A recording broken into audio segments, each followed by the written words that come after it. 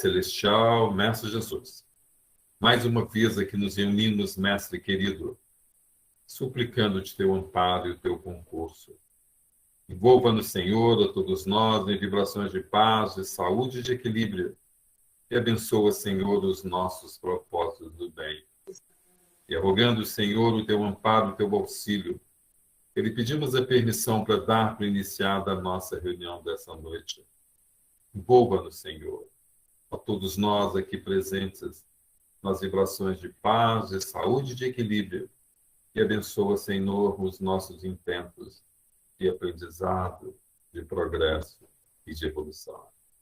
Com essa prece, que lhe pedimos a permissão a tu, Mestre Jesus, e aos benfeitores da vida maior, para dar início ao nosso encontro dessa noite. Se conosco, Senhor, hoje e sempre, que assim seja. Uma boa noite para todos, né? É uma alegria tê-los aqui conosco nessa noite de hoje, né?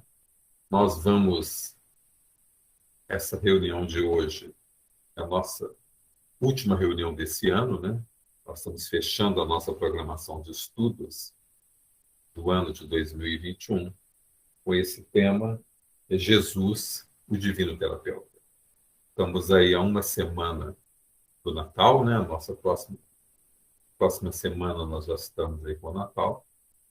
E o Natal, como todos nós sabemos, é a comemoração da vinda do nosso Mestre Jesus, né? E é um tema para a gente refletir sobre o nosso Mestre querido. E a lição que abrimos por acaso, né, fala exatamente dos ensinamentos de Jesus e o que eles representam na nossa vida, alinhado aí ao nosso tema Jesus, o terapeuta.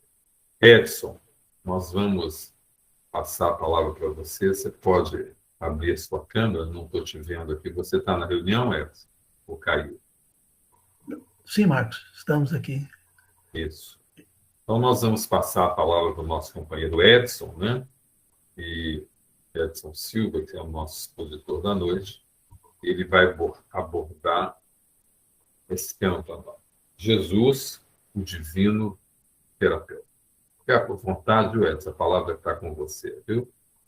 Ok, Marcos.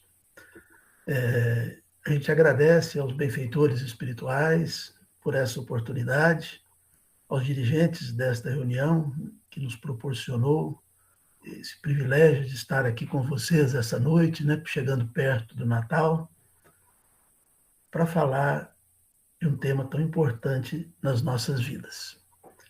E que neste Natal nós possamos nos reunir com os nossos familiares, nos confraternizar, nos alegrar, alguns encontrando, né, depois de um longo tempo, por causa da pandemia, tomando os cuidados necessários, né, porque a pandemia ainda continua potencialmente preocupante, né, para que não haja recidiva, mas que não nos esqueçamos do aniversariante, né, que a gente está comemorando, que está festejando agora no dia 25 de dezembro. Muitas vezes nos reunimos, nos alegramos, mas nos esquecemos dele.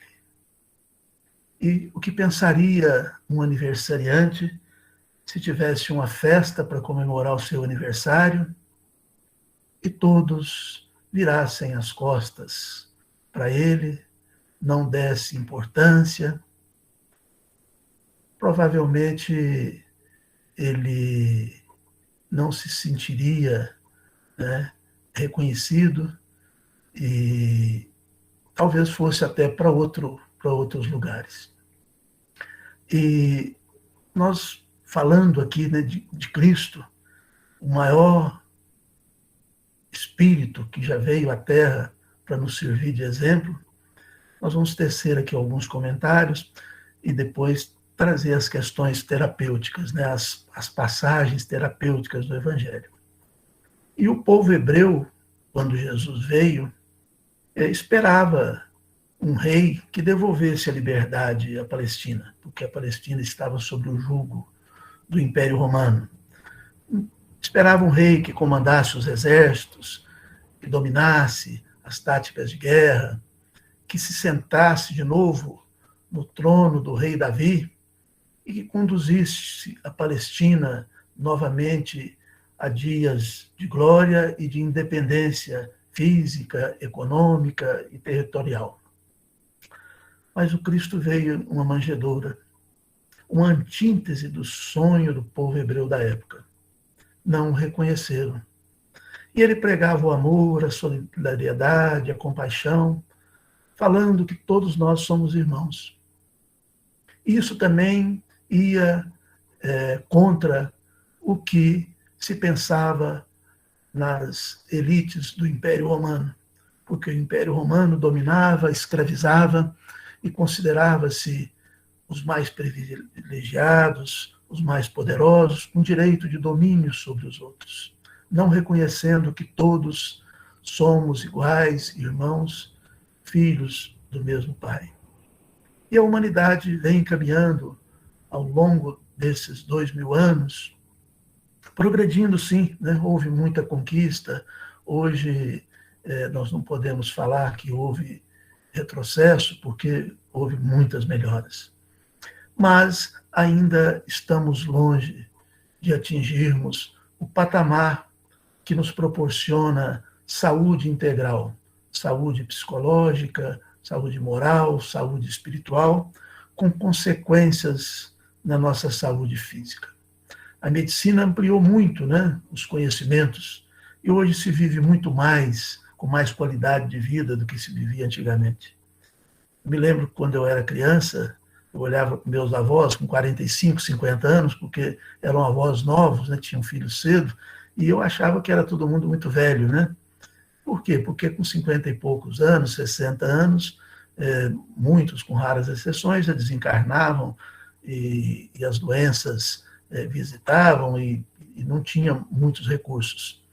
E hoje já se vive, né, muito mais, com muito mais qualidade de vida. A tecnologia proporcionando uma série de confortos materiais, né, aviões, automóveis, celulares e uma série de coisas. Mas a tecnologia, apesar de tudo, por causa dos interesses econômicos, dos interesses políticos, dominados por nós, não estamos colocando no outro, né, dominados por nós, que ainda temos dificuldades, não foi capaz de evitar a Primeira Guerra Mundial, a Segunda Guerra Mundial, com tantas mortes. Não foi incapaz de evitar a Guerra Fria, a Guerra do Iraque, a guerra ali no leste europeu, guerra do Camboja, guerra da Coreia e uma série de outras guerras, guerras urbanas que acontecem nos grandes centros, com as milícias, com os traficantes. E apesar de todo o desenvolvimento tecnológico, a nossa alma ainda anda doente. E como Marcos fez a leitura aí no início, né, nós precisamos do pão e da água que alimenta o nosso espírito. E os pães, né, o pão material é importante sim, né, porque ninguém vive sem cuidar bem do corpo, sem ter um teto, sem ter escola, sem ter medicamento. Tudo isso é importante, não se nega isso. Mas não se preocupar também com o alimento material para as nossas almas, aí a gente cai nas doenças, né? Os números de suicídio hoje, a gente vê que as mortes por violência física praticada pelo homem contra um outro homem, é menor do que a violência, né? E as mortes físicas provocadas contra si mesmo. A gente tem aí em torno de 500 mil homicídios por ano no mundo, e temos aí já chegando a quase 1 milhão de homicídios por ano. Isso se alastrando aí para as crianças, adolescentes, para todas as faixas etárias, e por falta dessa nutrição espiritual para conduzir as nossas vidas. E por isso que o Cristo nos disse, né, que o remédio, o medicamento certeiro para as nossas almas seria o comportamento amoroso. Quando o egoísmo, a vaidade, o orgulho, a cobiça, a avareza, a luxúria, fazem parte dos nossos sentimentos.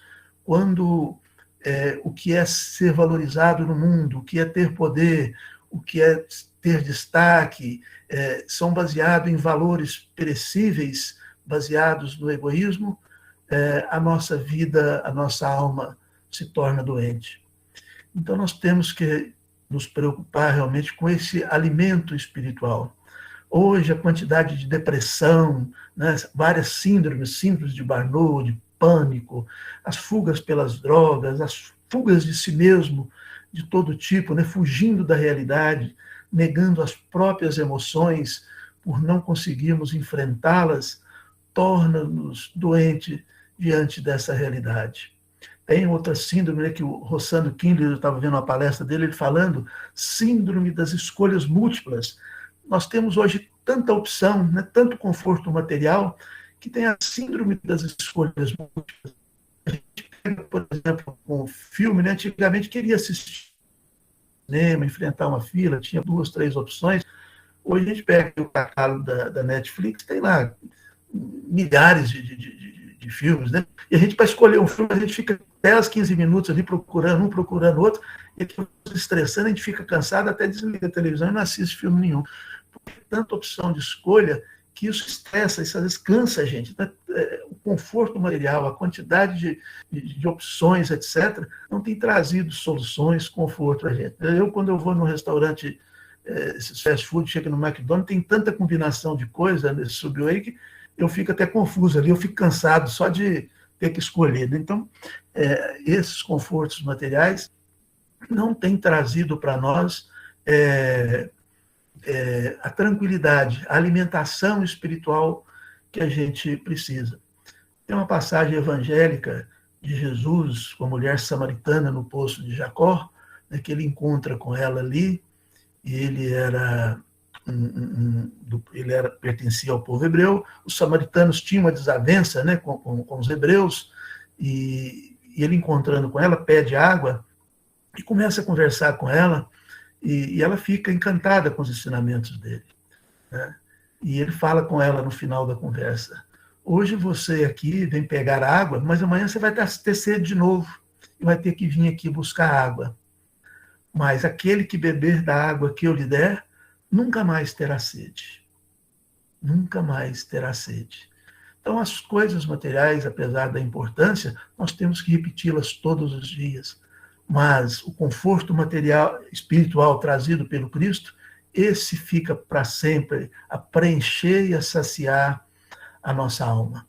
E não é de se estranhar hoje, né, que esse distanciamento da religiosidade, desse contato com Deus, nós encontramos sociedades muito ricas, mas dentro dela, homens pobres, né? Medicinas muito desenvolvidas, mas homens enfermos espiritualmente, né?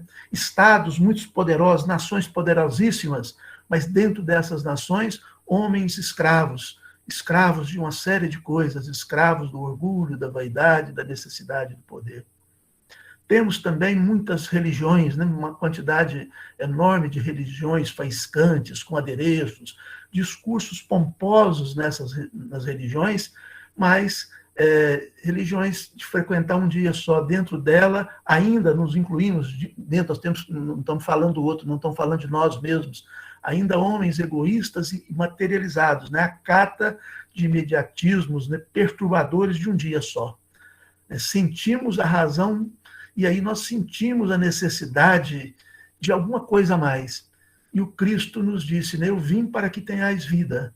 Mas não é uma vida só no aspecto material, mas vida em abundância. E agora, falando um pouco de Cristo, nós vamos trazer aqui alguns conceitos, e não tem nada de novo, não, né? O Evangelho está aí há mais de 2000 anos, nós vamos agora apenas repetir conhecimentos que todos nós temos. A hora que eu falar algumas passagens evangélicas aqui, a gente vai refletir e falar, não, isso eu já ouvi muitas vezes, né?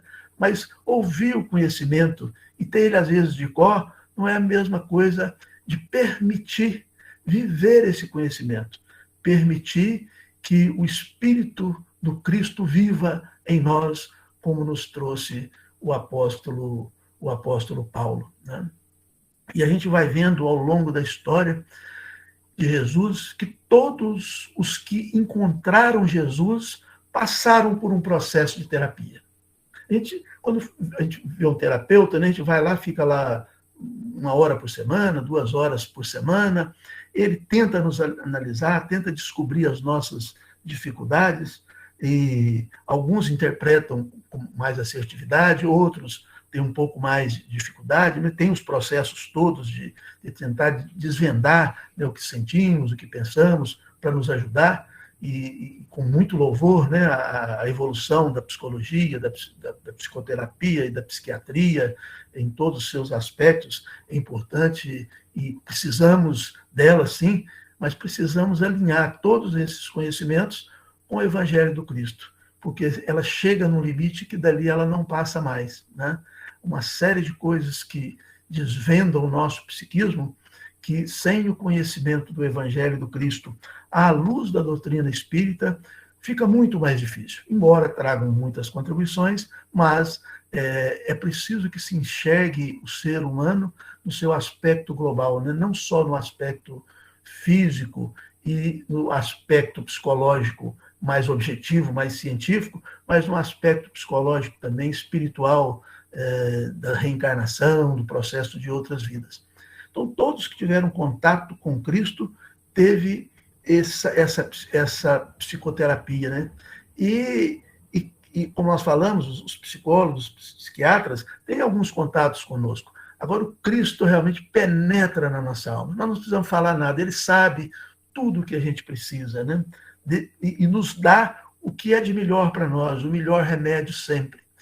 Então, esse conhecimento para nós é muito importante. Então, nós temos o cego de Bartimeu, Simão Pedro, Paulo de Tarso, Bartolomeu, Tadeu, Maria de Magdala, a mulher adúltera, Dimas, Zaqueu, né? Os mártires de todos os tempos, quando tiveram o contato com Jesus, não foram mais o mesmo.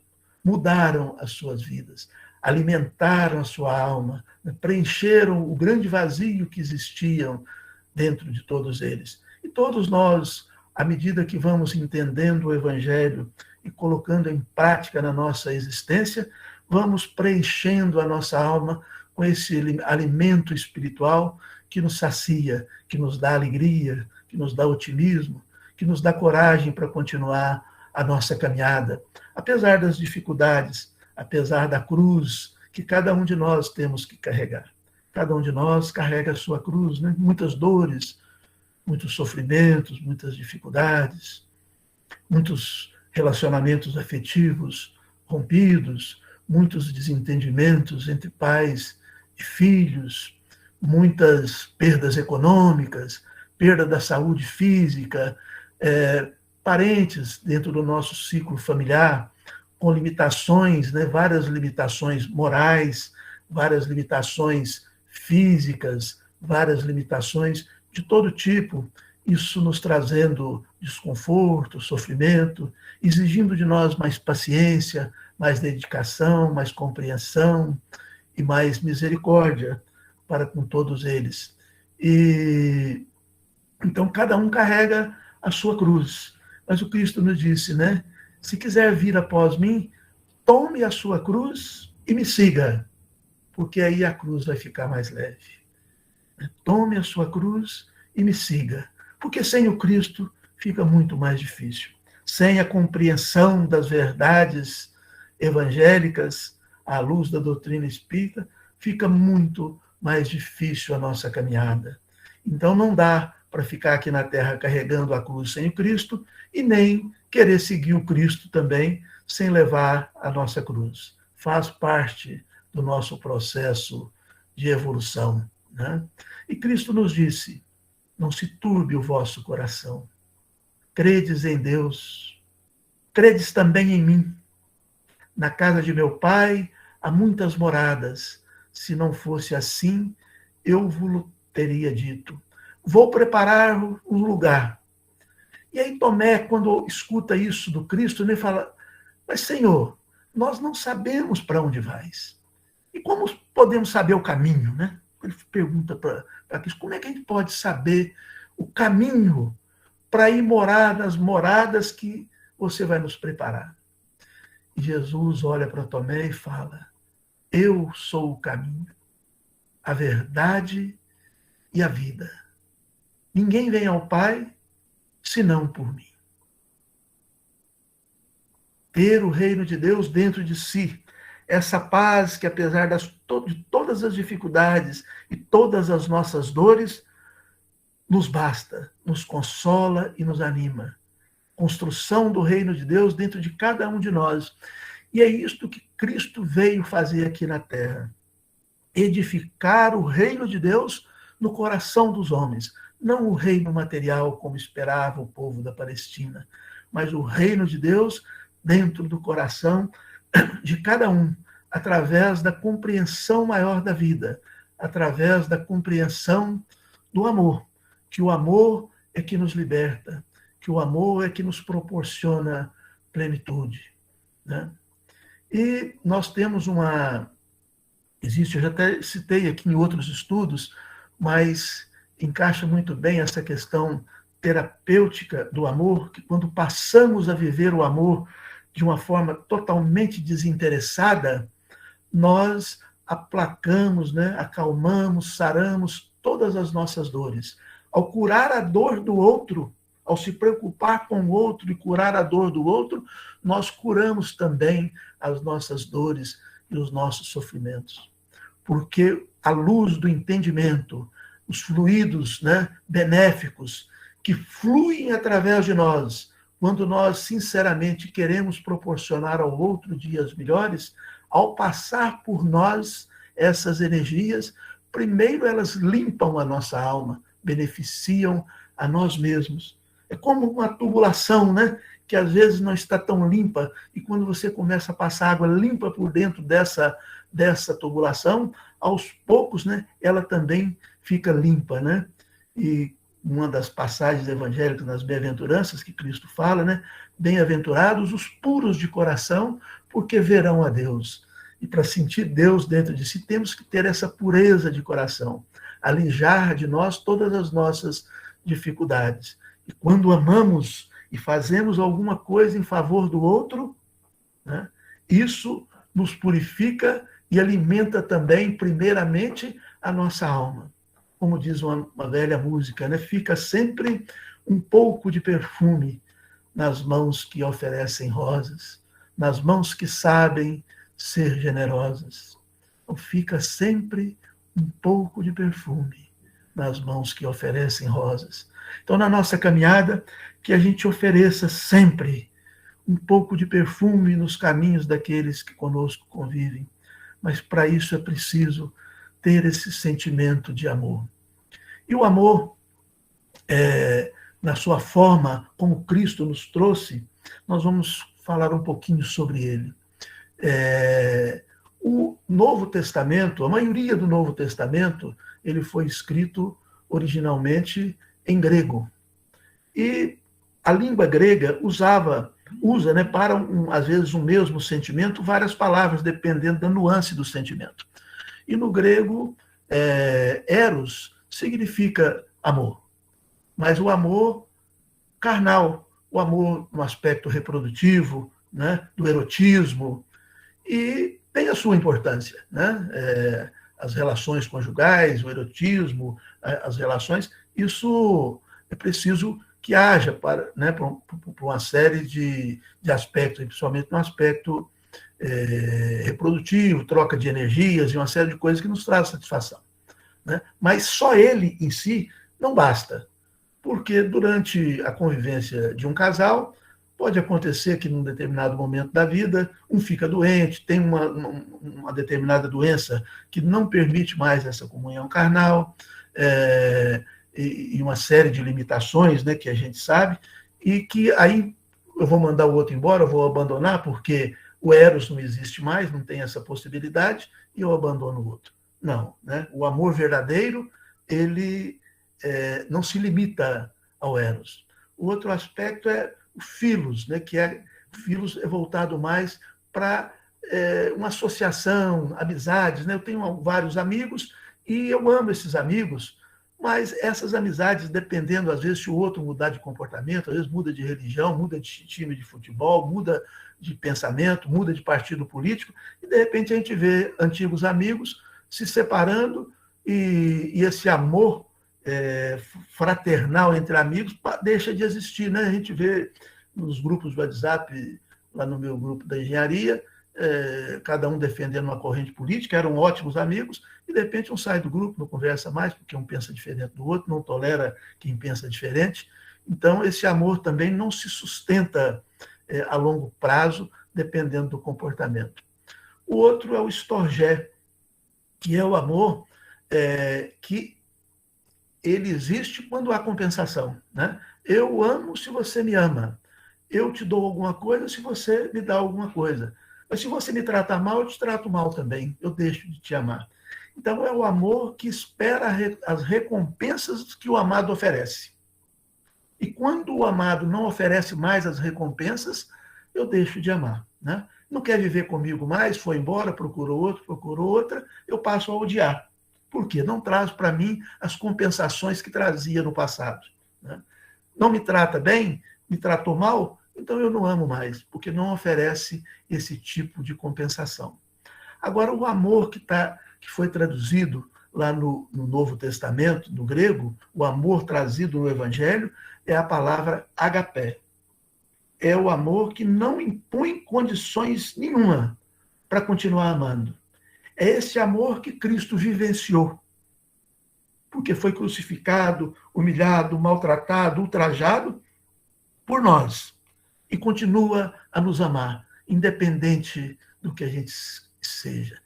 Perscruta a nossa alma, né, como divino terapeuta, e continua conosco até o final dos tempos. Até o final dos tempos. Estarei sempre convosco. O terapeuta do mundo fica 1 hora, 2 horas por semana. Mas o Cristo fica conosco, esteve conosco e estará até o final dos tempos, independente do nosso comportamento.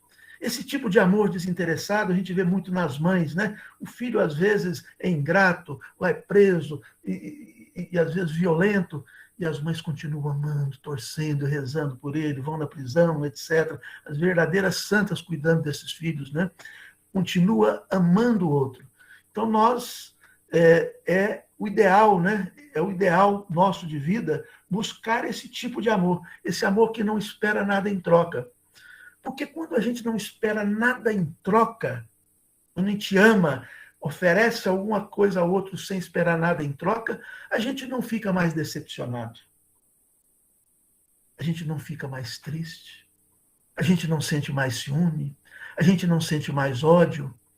A gente não sente a dor da traição, né?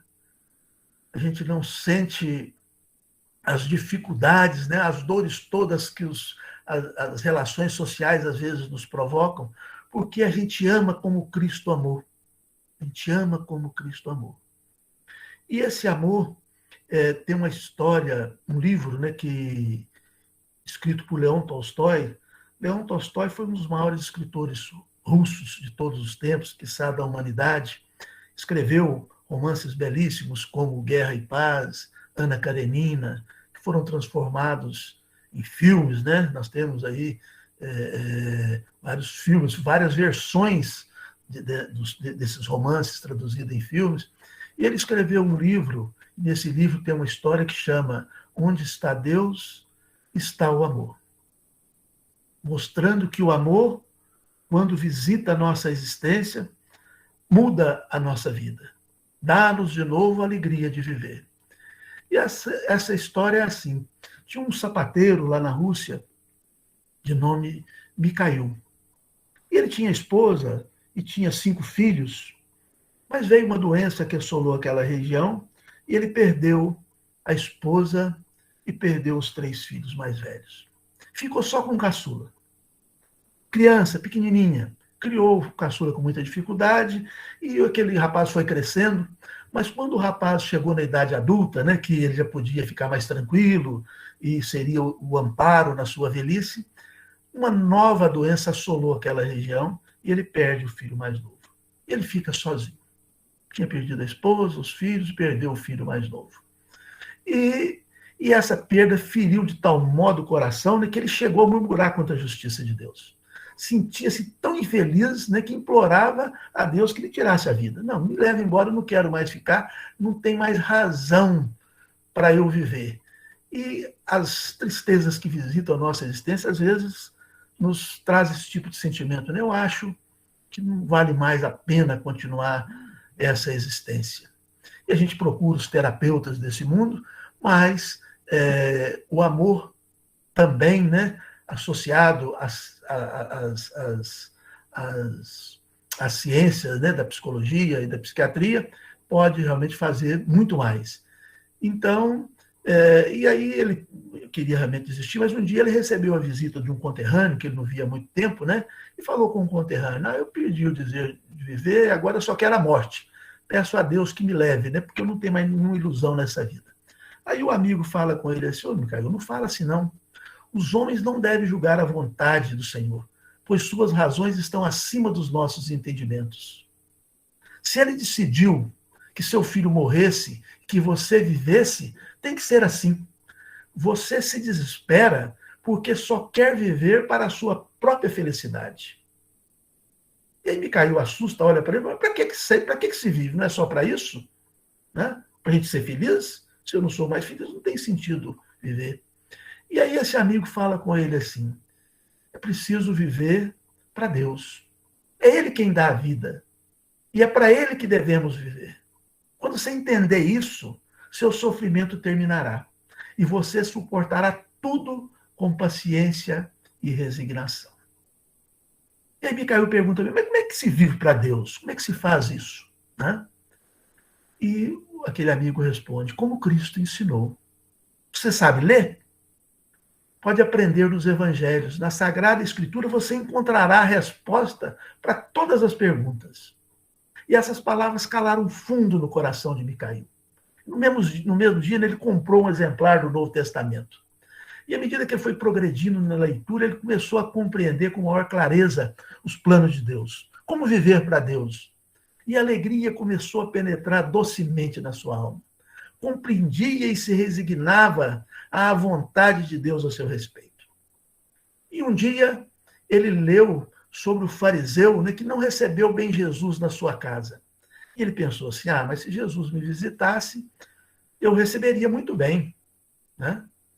E antes de dormir, ele escutou uma voz falando com ele assim: Micael, olha para a rua amanhã, porque eu virei. Ele falou assim: eu estou ficando gaga, estou ficando velho, né? Escutando vozes. Mas ele não conseguiu afastar do pensamento o que aconteceu na véspera, né? Sem saber se foi uma alucinação ou se alguém falou realmente. E no outro dia ele levantou cedinho, ele era um sapateiro, começou ali a trabalhar fazendo seus sapatos, consertando outros, e ele olhou pela sua janela, ficava num porão, o peitoril da janela ficava assim, quase que no nível da rua, e ele viu um soldado ali limpando a neve, um antigo soldado já velhinho, tirando a neve no caminho para as carruagens passar, e aquele soldado com uma roupa muito fina, tremendo de frio, e ele olha para aquele soldado, né, se apieda daquele soldado, e chama ele para dentro, né, fala: vem aqui, né, vem tomar um chá quente. E o soldado entra, né, morrendo de frio, tremendo, toma um gole daquele chá quente, e aí acaba de tomar aquela xícara, e Micael percebe que ele queria mais, fala: não, tem mais aqui, toma mais. Micael toma mais um pouco, né? E quando o Micael sai, quando o Stefanik, o soldado, sai, agradece a ele, né? E ele sai para a rua. E depois ele continua ali olhando para a rua, pensando assim: mas eu ouvi aquela voz, né? Amanhã eu irei te visitar. Ele vê uma mulher, uma criança no colo, a criança chorando, e a criança com poucos agasalhos. Ele se apieda daquela mulher e chama aquela mulher para dentro da casa dele. E ela começa a contar para ele que o marido tinha ido para a guerra, mas pelo tempo que ele já tinha ido, certamente ele teria morrido. E ela já tinha empenhado todas as suas coisas, né, para poder comprar comida, e a comida já tinha acabado, e ela não tinha mais o que comer. Até o último chale que agasalhava a sua pequena criança, ela tinha penhorado, né, para poder conseguir algum dinheiro para comprar alimento. E aí ele fala com ela, não, vem aqui. Daí, e tinha feito um caldo ali de repolho com outras coisas, e segura a criança, fala, não, eu vou segurar a criança, eu já tive filho, eu sei como é isso, deixa ele comigo aqui, e vai ali, toma, né, um pouco de caldo, e ela vai e toma aquele caldo, e depois ele abre um baú e tira ali umas roupas que eram dos filhos dele e da antiga mulher, fala, não, eu não preciso mais disso aqui, leva isso, né? E abre uma pequena bolsa e tira ali um pouquinho de dinheiro e dá para ela e fala assim, não, vai lá resgatar o seu chale, porque eu sei que você precisa dele. E ela agradece, né? E fala assim, foi Deus que realmente me conduziu aqui até a sua janela. E ele dá um sorriso assim, estranha aquilo, fala, realmente eu acho que foi Deus que te conduziu aqui. E aí passa mais no final da tarde, ele vê uma senhora brigando com uma criança que havia roubado alguns produtos na feira onde ela expunha os seus produtos, né? E ele entra ali naquela conversa e apazigua aquele desentendimento, né? E traz os dois para dentro de casa, conversa um pouco com eles. E aí o tempo vai passando, né? E ele vai acabando o dia, ele fala assim, mas alguém falou que ia me visitar, mas será que isso é verdade mesmo, né? Fica ali ruminando aquilo, né? E aí chega no final do dia, ele tira o avental dele, põe ali, se prepara para dormir, e ele, como usualmente ele fazia, depois do trabalho, ele abre o Evangelho, né? Abre o Evangelho, e na página aberta estava escrito assim, tive fome e deste-me de comer. Tive sede e deste-me de beber. Eu era estranho e me acolheste. E no final da página estava escrito assim, o que tiverdes feito pelo menor dos meus irmãos é a mim que fizestes. E Micail então compreendeu que o seu sonho foi verdadeiro. O Salvador viera à sua casa naquele dia e ele o havia acolhido. E a partir daquele dia, a alegria se fez plena no coração de Micail, pois o amor habitava na sua alma, como ensinou Jesus Cristo, sem nenhum interesse. Né? Servir e amar o outro são receitas de plenitude e de paz, de felicidade. É a melhor terapia que a gente encontra, porque bons espíritos vão fazer parte, vão nos acompanhar, né? Vão nos ajudar, vão nos intuir, vão nos envolver com energias de equilíbrio. E quando a gente está envolvido com tudo isso, a tristeza foge da nossa companhia. Né? Quando a luz se faz presente nas nossas almas, a treva não resiste ao fulgor da luz. E quando estivermos, né, sentindo as trevas visitando a nossa alma, permitamos-nos, né, que o ensinamento do Mestre, vivido, vivenciado, possa fazer parte da nossa existência. Então, o egoísmo, a vaidade, a prepotência, a avareza é escuridão nos nossos caminhos. O amor, a compaixão, a misericórdia, a tolerância e a paciência é o que nos proporciona realmente mais felicidade, mais plenitude. Eu que já cheguei nos 60 anos, a gente vai observando a vida, as várias fases da nossa existência, né? E a gente vai percebendo que o que é importante, o que traz assim, um orgulho no bom sentido, não no sentido que nós falamos antes, assim, que nos deixa gratificado, é quando a gente começa a listar o que a gente fez ao longo da nossa caminhada, sem esperar nada em troca. O outro, a gente não precisava fazer, mas a gente fez alguma coisa pelo outro. A gente começa a listar isso, e isso nos preenche. Né? Não é o que a gente comprou, não é onde a gente venceu uma disputa, uma discussão, não é quando a gente teve poder, quando a gente teve glória, quando a gente teve fama, pela nossa desenvoltura intelectual, pela nossa desenvoltura profissional. Mas é o que nós fizemos pelo outro. Isso é que nós levamos dessa existência. E tem uma passagem evangélica que fala, né? Não ajunteis tesouros na terra, onde a traça come e a ferrugem corrói, mas ajuntais, né, tesouros no céu, porque esses nós vamos levar. E este nos traz alegria. quando no final da existência, a minha vida valeu a pena, né? Porque eu doei ao outro realmente de uma forma desinteressada, como o Cristo me ensinou, né? Me ensinou. E tem uma música até cantada na Igreja Católica, que a gente ouvia muito quando a gente era pequeno, que é uma música do Padre Zezinho, e ela é muito interessante, que ela fala assim: um dia uma criança me parou, olhou-me nos meus olhos a sorrir, caneta e papel na mão, tarefa escolar para cumprir. E perguntou no meio de um sorriso: o que é preciso para ser feliz? O que é preciso para ser feliz? E a resposta é amar como Jesus amou, sonhar como Jesus sonhou, pensar como Jesus pensou, viver como Jesus viveu, sentir o que Jesus sentia, sorrir como Jesus sorria. E ao chegar ao fim do dia, eu sei que eu dormiria muito mais feliz.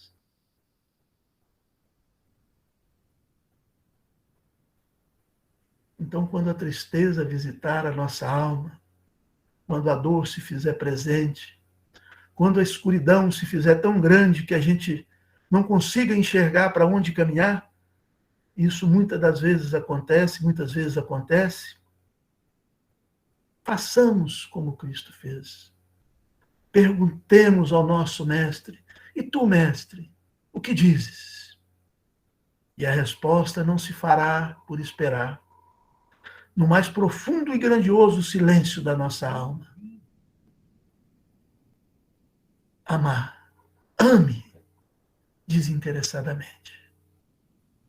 Conta-se que um sábio, em companhia do seu discípulo, um dia o discípulo fala com o sábio: mestre, eu queria que você resumisse para mim todas as escrituras, mas num tempo em que eu conseguisse ficar em pé só numa perna. E aí o mestre falou: não, isso é fácil. E aí o discípulo, né, fica em pé só numa perna, com aquela posição de 4, dobra a outra, esperando, né, que o mestre fizesse o resumo de todas as escrituras. E o mestre vira, fala assim: ame. Pronto. E o discípulo assim: mas peraí, mas só isso? E o resto? E o mestre fala com ele assim: o resto é a explicação disso. O resto é a explicação disso. Amar como Jesus amou. Sentir como Jesus sentia.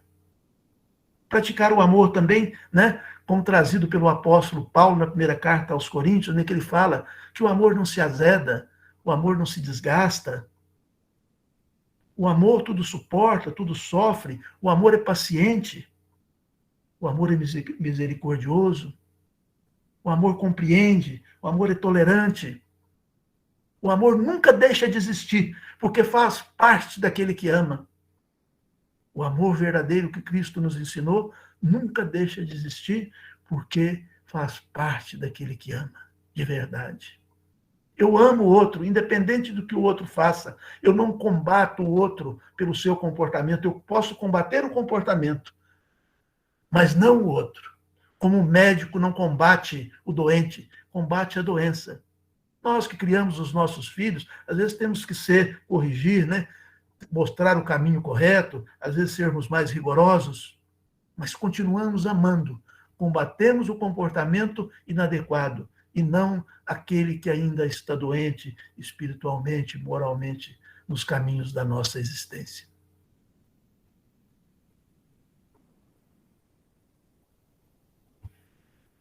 Então, para nós, a humanidade, Jesus realmente foi o exemplo, né, de tudo. É o modelo mais perfeito. E a doutrina espírita traz para nós também, no capítulo 5 do Evangelho segundo o Espiritismo, que é bem-aventurados os aflitos, né?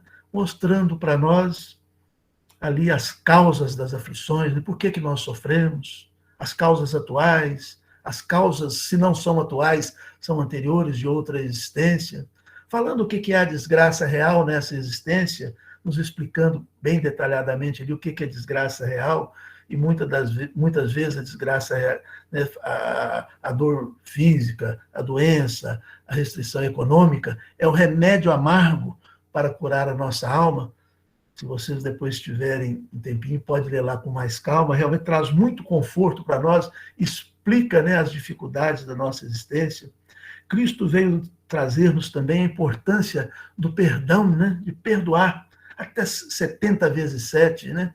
Não julgar, não condenar e perdoar o outro quantas vezes for necessária. Porque quando a gente não perdoa, a gente carrega esse sentimento dentro de nós e isso nos adoece, nos entristece, nos magoa. Então, amar e perdoar o outro nos ensinou a mudar o nosso comportamento para que a gente não voltasse a sofrer. No caso da mulher adúltera, quando ela foi ser apedrejada, e ele fala, atire a primeira pedra aquele que está sem pecado, e as pessoas vão embora e não a apedrejam, e no final da conversa ele vira para ela e fala, mulher, ninguém te condenou? Ela fala, não, Senhor. Ele fala com ela, vai e não peques mais, para que algo de pior não te aconteça. E todas as vezes que ele tinha um contato terapêutico com alguma pessoa, ele falava isso, né? Com cego, com paralítico e com vários outros, ele fala, vai e não peques mais. Era terapia, não pecar mais. E o que é o pecado? O pecado é quando a gente se afasta das leis divinas. Todas as vezes que a gente se afasta das leis divinas, pode ser denominado um equívoco, e isso é um pecado. E quando nos afastamos das leis divinas, a dor, como remédio amargo, nos visita. A dor, como remédio amargo, nos visita. Mas ao lado da nossa dor, sempre está a misericórdia divina de plantão, a nos esperar, a nos instruir, para que a gente volte de novo à casa paterna. Por mais que a gente tenha errado, né, as culpas que a gente carrega na nossa alma, isso nos faz sofrer, às vezes, até querer desistir da existência. Né? Errei muito, cometi um aborto, fiz uma agressão física, de vários tipos, né? Maltratei, magoei, acabei com o meu casamento, acabei com o meu relacionamento familiar, perdi o emprego porque perdi a paciência, e uma série de outros equívocos que a gente comete por não seguir as leis divinas. E aí vem o sofrimento, tanto físico como espiritual, a visitar as nossas almas. Mas na parábola do filho pródigo, ele nos mostra a terapia eficiente, né? Que é quando o filho cai em si, levanta-se e resolve voltar à casa paterna. E ele, caindo em si, levanta-se e vai ao encontro do pai. Tinha dúvida se o pai o receberia, se ele seria perdoado. Mas quando o pai avista na estrada o filho vindo de volta, ele sai da casa correndo e corre ao encontro do filho e o abraça, né? O abraça. Esse meu filho estava morto e voltou para a vida. E é grande alegria, ele manda, né, fazer uma festa enorme para receber o filho. E assim é o nosso Pai. Por mais que a gente tenha errado, por mais que a gente tenha baixa autoestima, por mais que a gente ache que não mereça a compaixão divina, isso nos traz muitos sofrimentos de todos os tipos, podemos sempre levantarmos-nos, irmos ao encontro da casa paterna. Então, culpa, depressão, achar que a gente não vale nada, sentimento de menos-valia, uma série de dores, o Cristo no Evangelho tem a receita segura para todos esses males. Então, a fé, a prece, é muito importante na nossa existência. E nós devemos levar o conhecimento evangélico para os nossos lares. É o bem mais precioso que nós podemos levar para os nossos semelhantes, para aqueles que convivem conosco fora do nosso lar, né, os nossos irmãos fora do nosso lar, mas principalmente dentro do nosso lar, educando os nossos filhos. Se deixar a herança material, né, é importante dar segurança, sim, né, se pudermos, né, mas isso pode ser perdido. Agora, conhecimento do Evangelho é que vai proporcionar segurança na condução das existências. E todas as vezes que estamos inseguros e abrimos uma página do Evangelho, fazemos uma prece, está ali a resposta para as nossas dores. Então, mantermos o nosso pensamento sempre em prece, em todos os momentos da nossa existência, para que a gente tenha realmente mais tranquilidade. Nosso tempo já tá fechando aqui, né? São 20h50, e nós vamos caminhar para o encerramento, com uma música escrita por Roberto Carlos. Ele fala de Cristo, eu achei muito interessante. Ele fala assim: um certo dia, um homem esteve aqui. Tinha o olhar mais belo que já existiu. Tinha no sorriso uma oração, e no falar a mais bela canção que já se ouviu. Sua voz falava só de amor. Todo gesto seu era de amor. E paz ele trazia no coração. Ele pelos campos caminhou, subiu as montanhas e falou do amor maior. Fez a luz brilhar na escuridão, o sol nascer em cada coração que compreendeu. O sol nascer em cada coração que compreendeu. Então não basta ter o conhecimento, é preciso compreender o Evangelho. Nos mostrou que além da vida que se tem, existe uma vida, uma outra vida mais além. E assim o renascer, Morrer não é o fim. Não passou, tudo que aqui ele deixou não passou e vai sempre existir. Flores nos lugares que pisou e o caminho certo para seguir. Eu sei que um dia ele vai voltar e nos mesmos campos procurar o que plantou e colher o que de bom nasceu. Mas ainda há tempo de plantar, fazer dentro de si a flor do bem crescer, para lhe entregar quando ele aqui voltar. Então fica aí essas reflexões, um pouco tempo do Evangelho, né? Para que a gente possa ter mais paz, mais alegria, mais conforto espiritual, saciando as nossas almas. Que todos nós, nesse Natal, possamos tirar os momentos, né, fazer uma leitura do Evangelho e trazer a importância dele para as nossas existências.